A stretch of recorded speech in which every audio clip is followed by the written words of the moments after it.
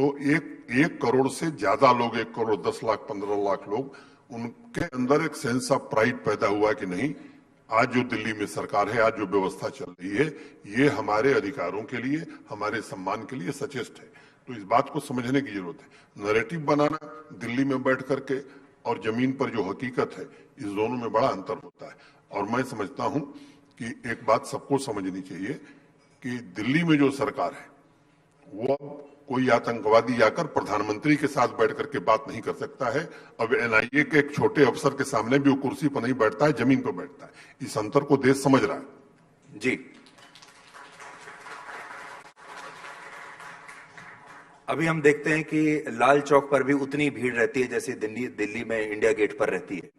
कुछ समय पहले तक आपको याद होगा, एक जमाने में मोदी जी वहां पर गए थे लाल चौक पर तिरंगा फहराने के लिए, और उस समय इसे बहुत बड़ी बात माना गया था, और ये माना गया था कि यह लगभग असंभव सी बात है, और ये बदलाव हम देख रहे हैं अभी। ये झेलम में पानी बहुत बह गया है।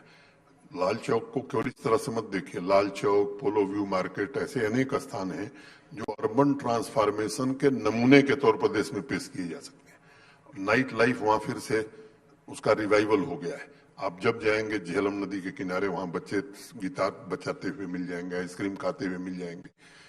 कभी इंतजार होता था कि सूर्यास्त हो रहा है, जल्दी घर चलो। अब 11-12 बजे लोग वहां आनंद ले रहे हैं। तो पेडेस्ट्रियन मार्केट में समझता हूं कि यूरोप के बाद जो यूरोप में बच्चे या नौजवान देखते हैं, वो जाकर के श्रीनगर और जम्मू में लोग देख रहे हैं।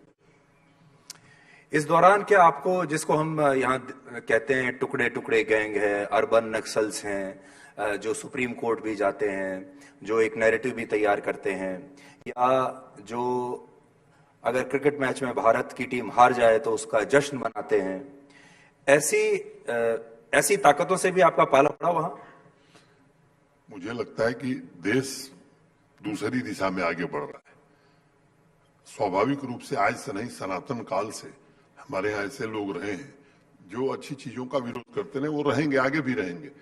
उस पर समय बर्बाद करने की बजाय मुझे लगता है कि हमको देश निर्माण के काम में आगे बढ़ने की जरूरत है, और विकसित भारत बने इस काम में आप भी जुटी है, हम भी जुटे हैं, देश के नौजवान भी जुटे हैं। एक बड़ा काम मिल गया है, और पहली बार एक प्रयत्न हो रहा है कि देश के युवा, उनकी राय ली जा रही है कि विकसित भारत बनाने में आपकी आइडियाज क्या है, और उस आधार पर सरकार उसको इम्प्लीमेंट करना चाहती है। तो मुझे लगता है देश दूसरी दिशा में जा रहा है।